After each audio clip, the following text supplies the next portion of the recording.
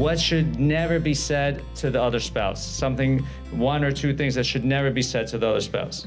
Let's make it more of a rule. The rule is when you say something, you can't take it back.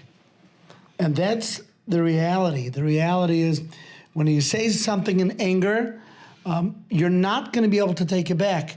So if I were to ask the women in the room, if your husbands say once in the heat of the moment, you know you're ugly, are you ever going to forget that? Ever? Is there an amount of roses that he could buy you? No amount, right? Right. And the same thing, if you turn to your husbands and say you're stupid, you're incompetent, you're selfish, words have power. And really, Chazal teach us, ey0UyUwbeAo. The hallmark of a wise person is they see the future. You know if you say something, it's gonna come back to bite you. It will. There's not a question about it. So it's better to hold your tongue and compose yourself. Be solution-oriented, goal-oriented. Don't win the battle and lose the war. Find out, what do you want from your spouse?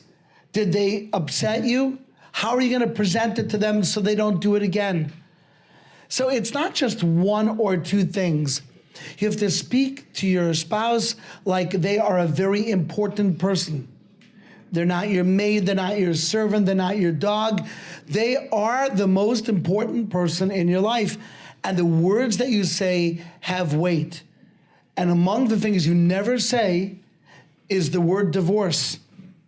Unless you mean it, unless you are serious about it, if you say divorce or get, hey, this is grounds for divorce, you burnt the chicken again. You may think you said a funny joke. You devastated the other person. You destroyed the magic that Harei Amukudeshesli created. Behold, you are holy to me, created magic. And that magic dust surrounds you and your spouse in this beautiful magical bubble that you're able to live in. And you want to pop that bubble, all you got to do is say the word divorce one time. You mean it's possible that it's not forever? It's possible that that magical night that we had, that commitment that we made is not going to last forever? Oh no, what do I do now? You've destroyed it. Be very careful. Not the word divorce, not the word ugly, and not the word disgusting. Be very careful. And I will tell you that when I interview people, and I interview people for positions in campuses across America, and I interview students for trips and positions, one of the things that I listen out for very carefully are what we call charged words.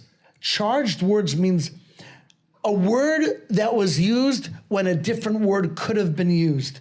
And the word that you used was an extra strong word.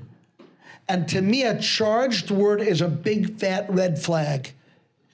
If a person says, if I ask a student, how are you with your father? And you say, my father's an idiot. Instead of saying, my father and I, we don't get along. You just threw out a charged word. I'm not going to think that your father's an idiot. I'm going to look at you and say, wow, why did you choose such a word? What is it about you that you have to throw dynamite in and explode it in front of me, sort of a total stranger, a rabbi? Be very careful with your words. When you use a charged word, when there was a different word you could have used, that word will not be forgotten. And if I ask any of you, do you remember things that your wives said or husbands said going back 2, 3, 4, 5 years that hurt you? I promise you, there's not a single person in the room that doesn't remember at least something that hurt them deeply because something else could have been said that was sweeter, softer, and more solution-oriented.